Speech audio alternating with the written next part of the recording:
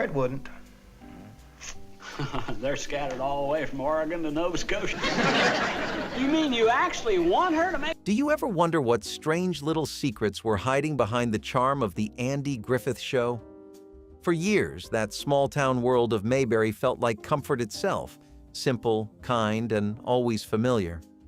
But beneath all that sweetness, what odd truths were quietly waiting to be found? Barney Fife's single bullet tucked into his shirt pocket became one of the most iconic gags in television history, but it started for a very practical reason: money. During early production, the studio was cutting corners wherever it could, and that meant fewer props, even bullets. Instead of giving the Mayberry deputy a full belt of ammunition, writers turned the restriction into a joke that perfectly fit his character. Barney was overzealous, anxious to prove himself, and always a step away from disaster. Giving him only one bullet became a safety measure for both the town of Mayberry and the audience's laughter. The bit took off immediately, becoming one of the most repeated running jokes on the show.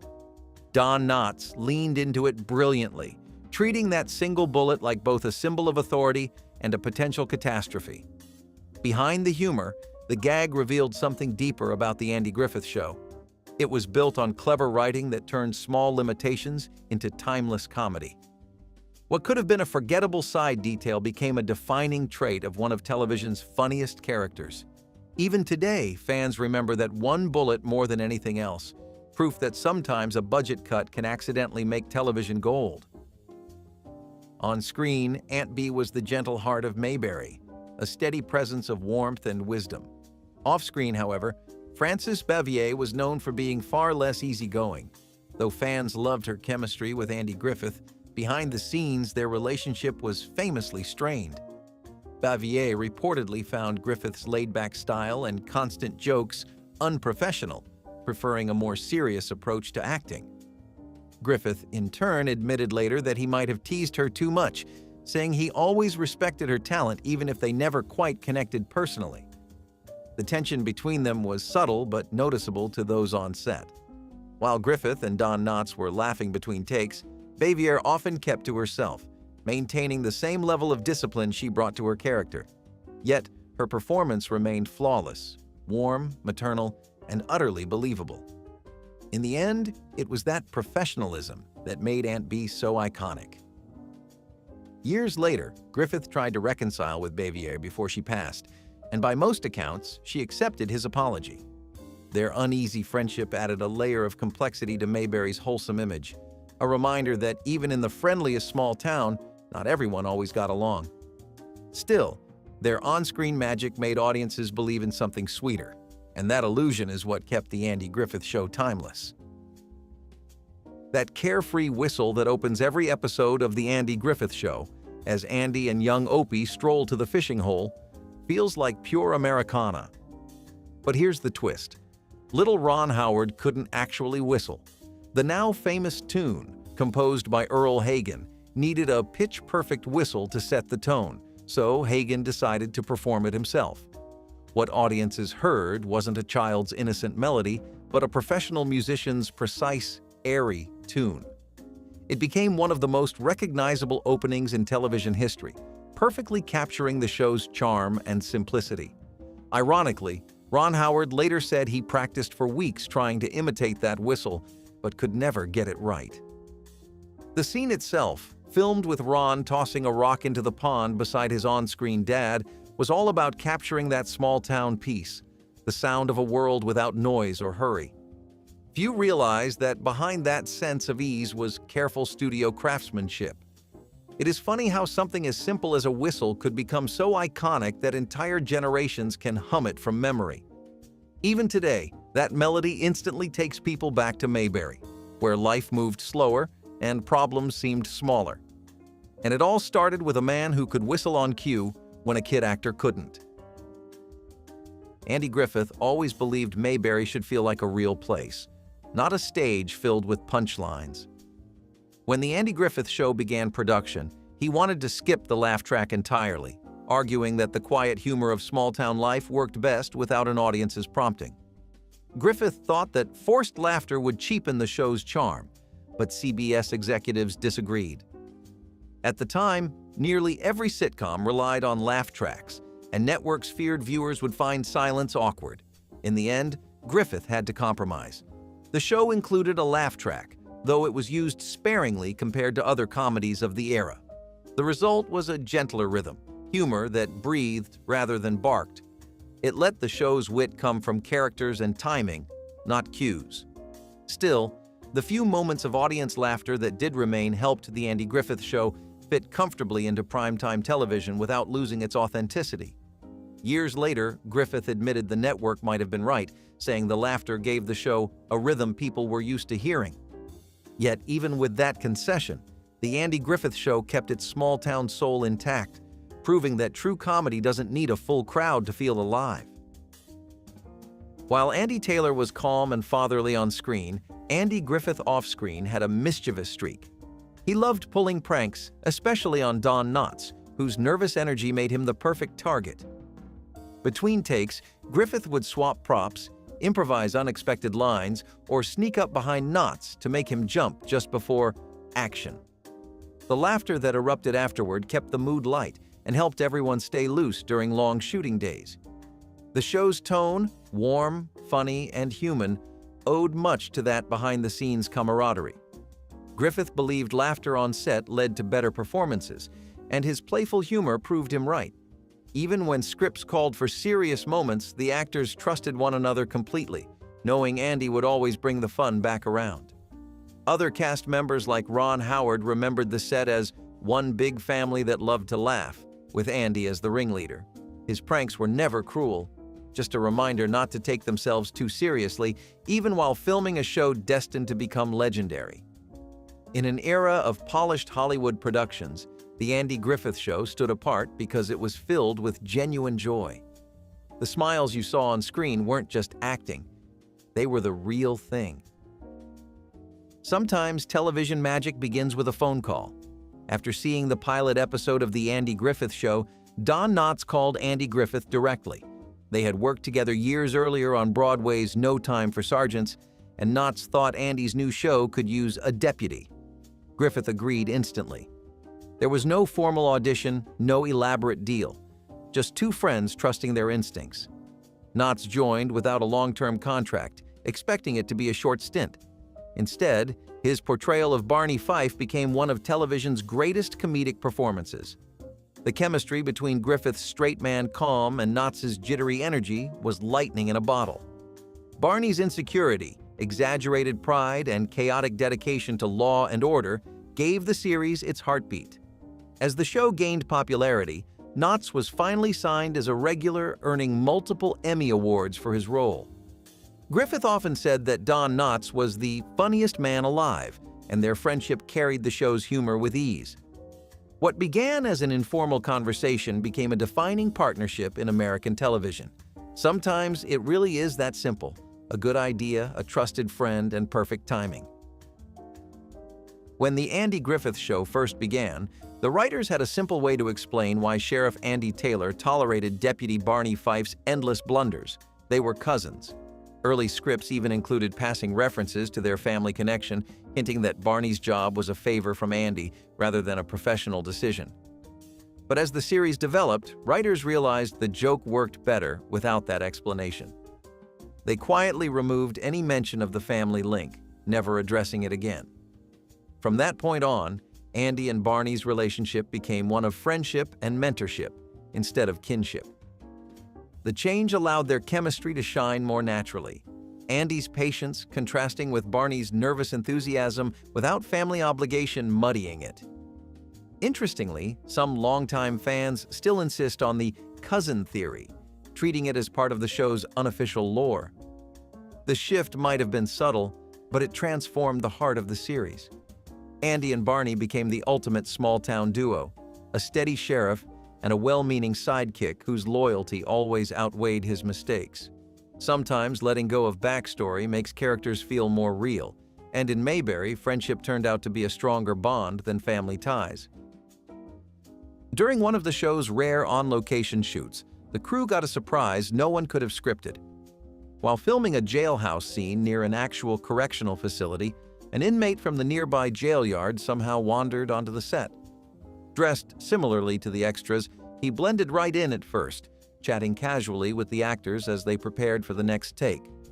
The director assumed he was part of the crew until someone noticed he wasn't wearing studio ID. After a few awkward moments, the truth came out, and the real deputies stepped in to escort him back. Andy Griffith reportedly found the entire situation hilarious and later joked that it was the most realistic performance they had ever filmed. The story became one of those legendary behind-the-scenes tales that perfectly captured the show's blend of humor and authenticity. The Andy Griffith Show thrived on creating a believable small-town world, but this was one time reality blended a little too well with fiction. It was an honest mistake that no one forgot, and probably the only time Mayberry's jail ever had a real inmate. Andy Griffith's calm charm and understated delivery made him the perfect small-town sheriff, but much of that charm came from improvisation. Griffith had a gift for making dialogue sound effortless, often slipping in off-the-cuff remarks that the writers never planned. Rather than sticking strictly to the script, he treated scenes like conversations, reacting naturally to Don Knotts, Ron Howard, or whoever shared the frame. Many of his funniest or most touching moments were completely spontaneous. His ad-libs were so good that editors frequently kept them in the final cut, realizing they added authenticity and warmth to Mayberry's world. Griffith understood that comedy worked best when it felt real, not rehearsed. Even when he wasn't joking, his timing gave every line a gentle rhythm that made the dialogue feel lived in. Co-stars often credited him with setting the tone for the show, relaxed, kind, and believable. In a television era dominated by canned laughter and rigid scripts, Griffith's improvisation helped The Andy Griffith Show stand out as something genuinely human. It proved that sometimes the best performances aren't written, they're felt. Mayberry wasn't just a creation of Hollywood writers, it was a reflection of Andy Griffith's real life. The fictional town drew inspiration from his hometown of Mount Airy, North Carolina, and no character embodied that connection more than Floyd the barber. Played by Howard McNear, Floyd was a gentle, talkative barber whose shop became the social hub of Mayberry. He loved to gossip, dispense advice, and occasionally drift off mid-conversation. Griffith once revealed that Floyd was loosely based on a real barber from Mount Airy named Russell Hyatt, who ran a shop so similar that fans still visit it today. Hyatt embraced the connection, welcoming visitors from across the country who wanted to sit in Floyd's chair. In a way, the character became a tribute to every small-town barber, the kind who knew everyone's name and could fix more than just your hair. McNear's portrayal gave the show a sense of familiarity and comfort, grounding its humor in everyday life. Even after McNear suffered health problems, the production team went out of its way to keep him involved, often filming him seated to accommodate his condition. Floyd's easy warmth made Mayberry feel like home, and his roots in real life made the illusion even stronger. In an era when television sheriffs were quick to draw their guns, Andy Griffith decided to do something different. As Sheriff Andy Taylor, he rarely, if ever, carried a firearm. Griffith believed the character's strength came from his wisdom and compassion, not intimidation. He wanted Mayberry to represent a world where problems could be solved with empathy and patience rather than violence. It was a quiet but radical choice for 1960s television, especially when Westerns dominated the airwaves. Sheriff Taylor used reason, humor, and respect to keep order, relying on his humanity instead of a badge and a gun. This philosophy turned The Andy Griffith Show into something timeless, a comforting reflection of decency during an era of cultural upheaval. The idea of a lawman who led by example rather than force resonated deeply with audiences, many of whom saw Andy as the kind of person they wished led their own towns. That gunless image became part of television history, reminding viewers that true strength doesn't always need to be loud or armed. Andy Taylor proved that integrity, not intimidation, is what keeps the peace. One of the longest-running mysteries in The Andy Griffith Show was simple but deliberate. Where exactly was Mayberry?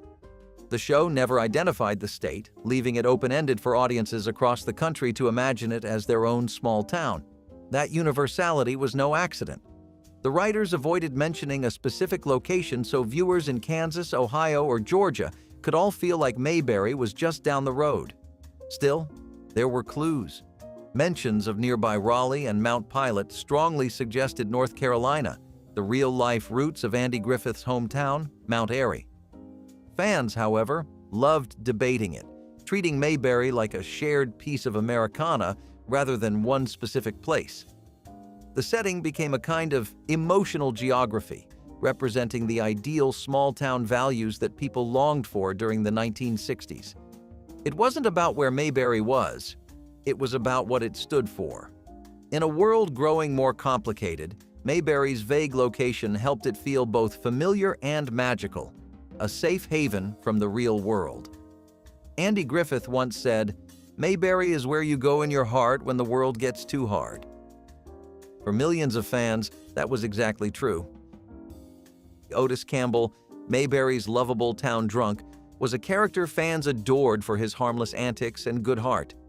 But the irony behind the role is that actor Hal Smith, who played Otis, never drank a drop of alcohol in his life. Off-screen, he was a devout Christian, active in his church, and known for his kindness and professionalism. On screen, though, he transformed into the stumbling but gentle man who regularly locked himself in the Mayberry jail to sleep it off. The performance was so convincing that many viewers assumed he was playing himself, but Smith approached the character with care, making Otis funny but never cruel or degrading. He brought warmth to a role that could have easily been mean-spirited, portraying alcoholism as more sad than sinful. Later, when the show aired in syndication, some networks chose to edit out Otis's scenes, believing they sent the wrong message. But most fans still remember him fondly, a reminder that Mayberry's charm came from understanding, not judgment. Hal Smith's ability to balance comedy and compassion made Otis unforgettable, and his personal integrity off-screen made the contrast all the more remarkable. If you ever rewatch The Andy Griffith Show closely, you'll notice something funny about Mayberry's tiny jail. It never really changed. The same cell, same cot, and even the same dented coffee cup appeared in episode after episode, year after year. The jail set was among the simplest on the lot, consisting of little more than a few props, a couple of chairs, and a barred door that rattled when it shut. The crew joked that it was Mayberry's most loyal citizen, because it barely needed maintenance and never caused trouble. It was also a symbol of the show's simplicity. Problems got solved in the same place, and the town's troublemakers often walked right back out the front door. Otis the drunk even treated the cell like a second home, wandering in voluntarily. That consistent, unchanging set became part of the show's rhythm, grounding viewers in familiarity. In a decade of fast social change, Mayberry's little jail was a place where nothing scary ever really happened. The coffee stayed warm, the doors always opened again, and even punishment came with a smile. The peaceful walk to the fishing hole that opens every episode of The Andy Griffith Show feels like pure North Carolina country life. But it wasn't filmed anywhere near the South. That famous path, pond, and whistle soundtrack were all created at Franklin Canyon Reservoir, a quiet park just a few miles from downtown Los Angeles. The crew chose it because of its perfect rural America look: rolling hills, clear water, and no visible signs of the city. The location captured everything people imagined Mayberry to be: tranquil, friendly, and timeless. Locals who visit the park today can still walk the same trail where Andy and young Opie strolled with their fishing poles, tossing a rock into the water before the music fades. Though filmed in California, it became the visual heartbeat of the fictional South. The opening sequence didn't just start each episode, it transported viewers to a simpler world before a single line was spoken. For many fans, that walk represents the show's soul, an invitation to slow down, breathe, and remember what really matters. A place may be fake, but the feeling it creates can last forever. Mayberry's entire communication system revolved around one unforgettable voice: Sarah, the unseen operator who connected every call. Whether Andy needed to reach Barney or Aunt Bee wanted to gossip, everyone in town went through Sarah. The The show's single phone line became a running gag and a glimpse into the charm of small-town life before technology took over. You never saw Sarah, but her friendly patience made her feel like another neighbor living right off screen. Sometimes she'd chime in with advice or accidentally eavesdrop, adding to the humor. The old-fashioned wall-mounted phone with its long cord became as iconic as the sheriff's desk itself. The simplicity of that one line captured the show's theme perfectly. A connected community where everyone knew everyone else. There was no voicemail, no missed calls, no anonymity, just people talking and listening to one another. In today's world of constant notifications, that single crackling phone line feels almost magical. Sarah never got a face, but she became the voice of Mayberry's heartbeat, connecting not just phone calls, but people. Everyone recognizes the iconic whistle theme from The Andy Griffith Show, but few people know it originally had words. The theme, titled The Fishin' Hole, actually came with full lyrics written by Everett Sloan. To promote the show before its debut, Andy Griffith recorded a version where he sang the lyrics himself. The result was charming, simple, and very much in tune with the show's homespun tone. The lyrics talked about relaxing, going fishing, and leaving worries behind. Exactly what Mayberry represented. However, the network decided the whistled version worked better on television. The melody alone captured the easy pace and friendliness of small-town life without needing a single lyric. Griffith later said he didn't mind the change, joking that the whistle said it all. The vocal version never aired, but it became a collectible among fans once it resurfaced decades later. Hearing Andy sing it feels like stepping straight into Mayberry, slow, genuine, and kind. The theme remains one of the most beloved in television history, proving that sometimes the simplest sounds can say the most. Don Knotts' portrayal of Barney Fife wasn't just funny, it was historic.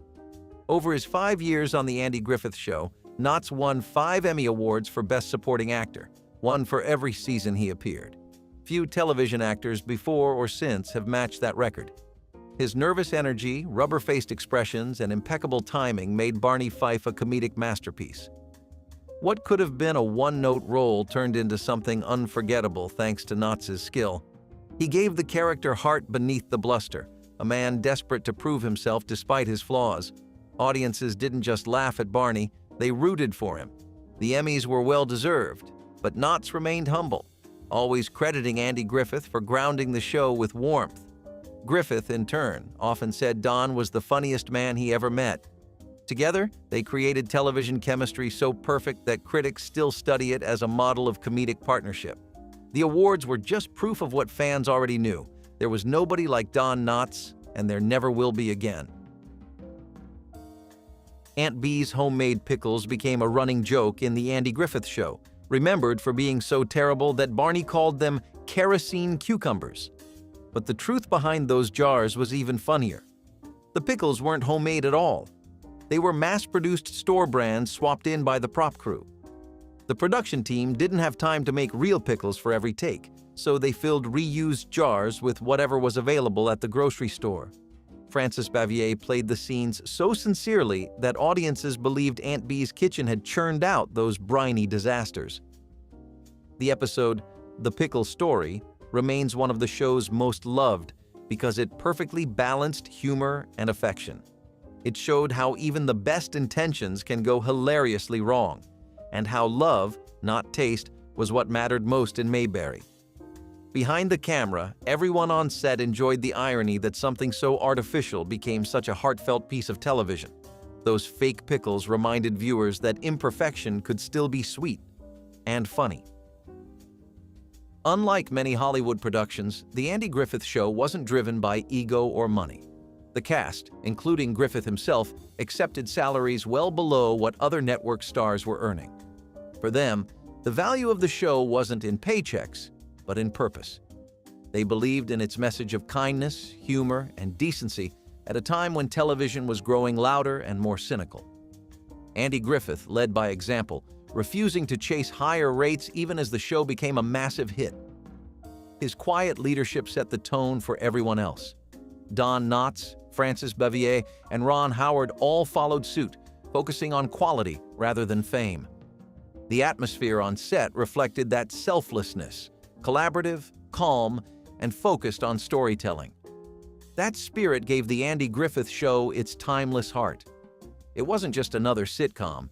It was a reflection of how good people could work together to create something lasting.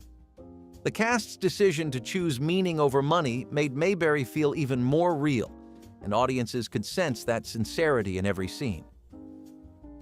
Andy Griffith was not only the star of his own show, he was also one of the few television actors of his era with the foresight to secure ownership rights.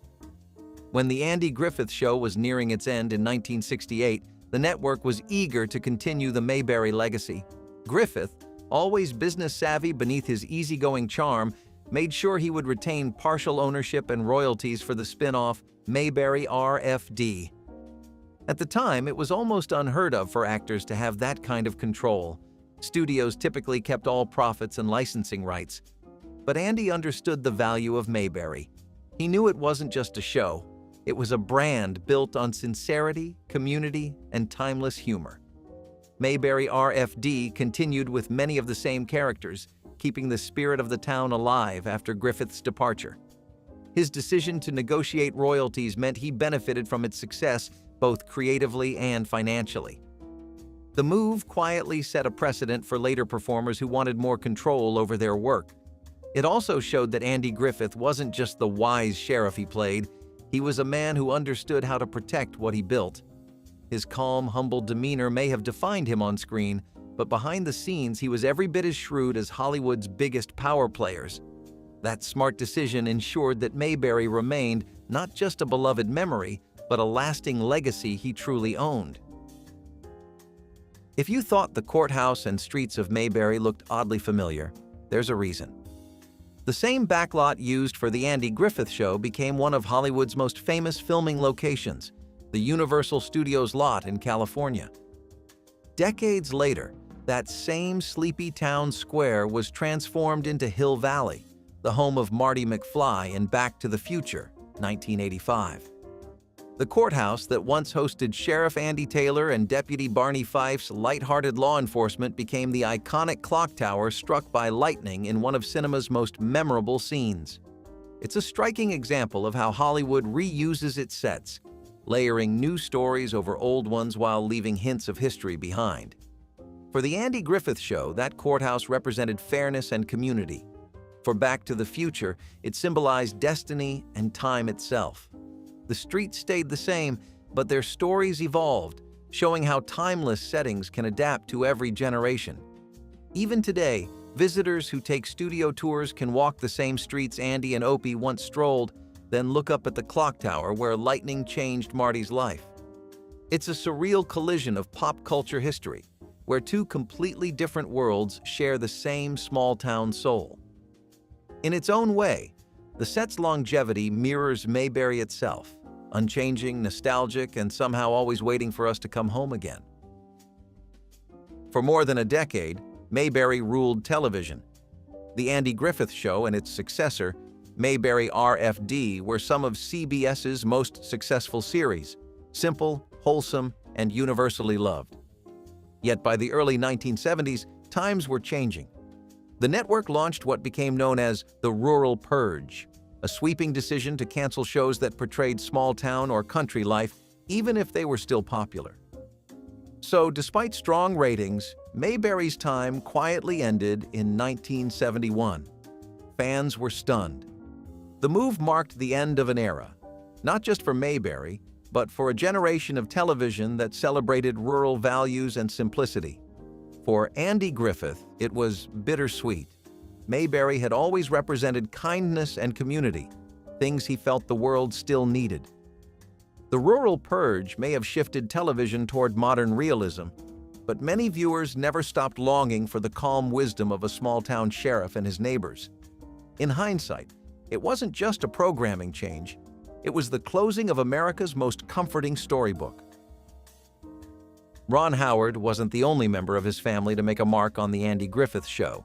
His father, Rance Howard, also appeared in several episodes, often playing background characters who added quiet authenticity to Mayberry's charm. Rance, a respected actor and writer, popped up as a farmer, a party guest, and even a friendly repairman. Never flashy, always believable. His appearances weren't the result of nepotism. Andy Griffith admired Rance's professionalism and natural acting style. He offered guidance without overshadowing Ron's budding talent, letting him find his rhythm as Opie Taylor. The Howards saw the show as more than work. It was a shared experience that shaped their lives and careers. Ron later credited his father for teaching him discipline and respect for storytelling, lessons that guided his evolution from child actor to acclaimed director. If you look closely at Mayberry's background scenes, you can spot Rance Howard's face in several moments, quietly contributing to the illusion of a real, lived-in town. Their presence reflected what the Andy Griffith Show stood for all along: family, hard work, and the quiet beauty of doing things with heart. In Mayberry, time stood still, and that was exactly the way audiences liked it. Over 8 seasons of the Andy Griffith Show, no one ever seemed to get older. Andy remained the same calm, capable sheriff. Opie stayed the curious little boy, and Aunt Bee never showed an extra gray hair. This creative choice wasn't an oversight. It was intentional. The producers wanted the show to feel timeless, free from the passing years or the worries of the outside world. That lack of aging added to its nostalgic charm. It gave viewers an escape from their own fast-changing lives. Even when the world outside was full of upheaval, civil rights marches, wars, and political unrest, Andy's porch light always glowed the same. It became a place where people could return week after week and know exactly what to expect: kindness, humor, and peace. The faces never change, the laughter never fades, and Mayberry remains frozen in its perfect simplicity, a moment in time that audiences will never want to leave. So before you head back down Mayberry's Main Street, tell us which fact surprised you most, then tap like, hit subscribe, and share your favorite Mayberry memory in the comments so we can keep the spirit of this timeless town alive together.